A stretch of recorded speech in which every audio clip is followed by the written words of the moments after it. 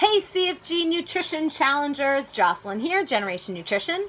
Wanted to take a quick second of your time today to talk to you about the 3 compartment containers that hopefully all of you got at our kickoff on Thursday before the challenge started. If you didn't get your container yet, please let us know. We have one for you.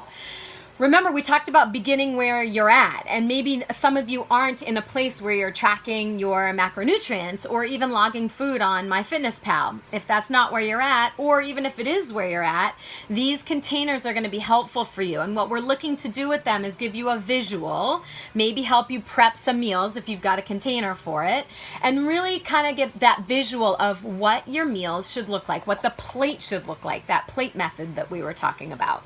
So here it is, okay? This is your container. It looks like this. It's got 3 different compartments. There's a big compartment here, probably half the plate. If you're looking at a plate, half of it. This is for your green veggies. Those veggies, not just green veggies, but we always say the greens, right? But it's broccoli, it's cauliflower, it's peas, it's carrots, it's Brussels sprouts. It's all the good green vegetables, all those yummy ones that you can have unlimited amounts of. That's half your plate, right? There's a quarter of the plate over here. That's for your proteins, maybe your chicken, your turkey, your seafood, your pork tenderloin, all of those great things.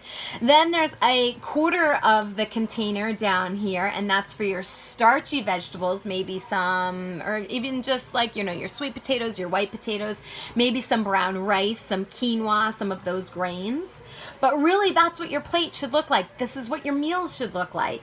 And so we're using this challenge to really give you a strong visual, help you prep some meals in advance so you can take these on the go with you, and give you a nice visual for what these meals should be looking like. So we hope that you're using them, and that's where all the food should go as you work through this. Good luck. Keep up the good work.